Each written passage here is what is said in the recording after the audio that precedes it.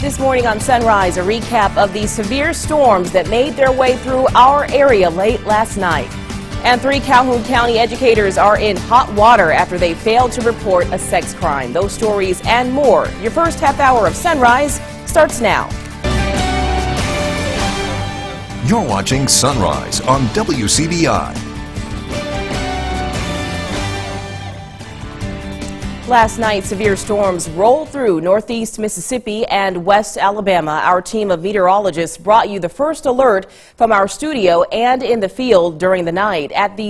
As these storms moved their way, they brought with them heavy rainfall, damaging winds, large hail, and intense lightning. The National Weather Service will also be conducting a survey to determine if a tornado touched down in Leake County near Carthage. This severe weather was the first of several rounds we are expecting this week. For more, let's turn to meteorologist Alex Puckett with the latest. Alex, good morning.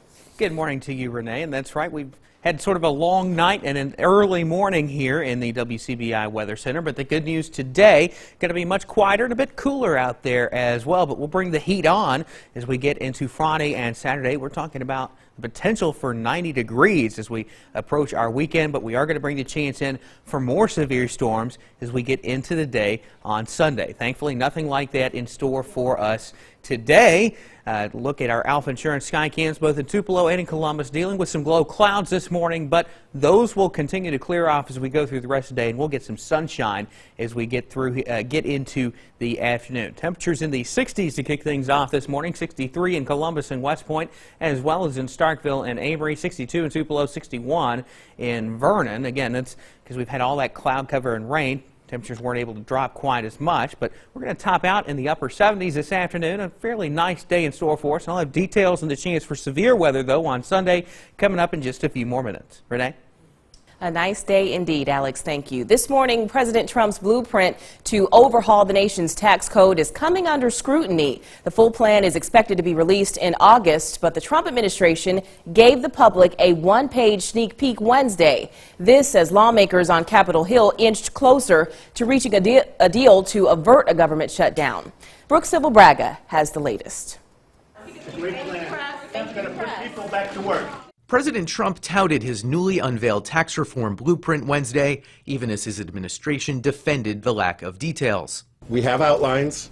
We have a broad brush view of where they're going to be. The plan, which was boiled down to a single page, would slash the corporate tax rate from 35% to 15%, cut rates for individuals, and simplify the tax code by reducing the number of tax brackets from 7 to 3. Analysts say the plan could add billions to the deficit. The administration argues additional growth will help close the gap. What this is about is creating jobs and creating economic growth. As lawmakers analyzed the proposal, Republicans in the House Freedom Caucus officially endorsed the latest plan to repeal and replace Obamacare. President Trump blamed the group for the initial bill's failure last month. Certainly now we're down to days, not weeks. And with the deadline to avert a government shutdown just one day away, negotiations continue over key sticking points in the funding bill. Yesterday, the president made another major concession in those negotiations, agreeing to keep paying Obamacare subsidies, at least for now.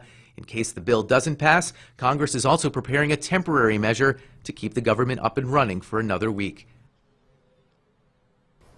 President Trump will also sign another executive order today establishing an office to hold more VA employees accountable for wrongdoing. The president marks his 100th day in office in 2 days. Well, new developments from a story we first brought you last week. 3 educators in Calhoun County are being charged for failing to report an alleged sex crime. This stems from the arrest of Bruce teacher and coach LaRae Jordan Jr. He's accused of touching an 8th grade student inappropriately. WCBI's Quentin Smith has been following the story and has more. They address all other issues at the school, and to me, this was a very important one, you know, and they just brushed it to the side, and it makes me feel mad. That's this mother's reaction when she found out 3 school officials are being charged for not reporting an alleged sex crime involving her daughter. It's still a feeling that I can't explain, just knowing that they knew this all along. They knew it and wouldn't do nothing about it. Calhoun County School District Superintendent Mike Moore, Bruce High School Principal Mike Gillespie, and Bruce High School lead teacher Heather Nix are all three being charged for not reporting the allegations. She went to Miss Nix because she's a lady. She felt more comfortable talking to the lady about it.